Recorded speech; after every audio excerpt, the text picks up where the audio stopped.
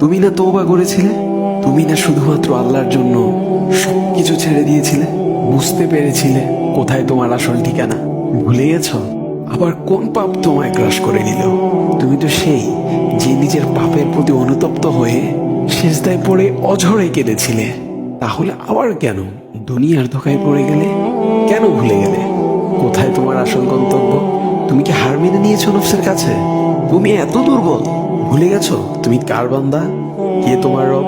তোমার রব তো সর্বশক্তিমান। সর্বশক্তিমানের বান্দা আবার কখনো দুর্বল হয় নাকি? মৃত্যু পর্যন্ত লড়ে যাও তুমি। শয়তানকে দেখিয়ে দাও তোমার ইমানের পাওয়ার। শয়তানের ধোকায় পড়ে অনেক পাপ করে ফেলেছো, তাই নিরাশ হয়ে গেছো তুমি, তাই না? তুমি কি জানো না তোমার রব কতটা মহান? তিনি তো তোমাকে ক্ষমা করার জন্য অপেক্ষা করছেন। তাই ফিরে আসো সেই রবের দুয়ারে, যার দুয়ার কখনো বন্ধ হয় না। ভিডিওটি ভালো লাগলে একটি শেয়ার করে দিবেন, হয়তোবা আপনার একটি শেয়ারও কারো হেদায়েতের উসিলা বনে যাবে।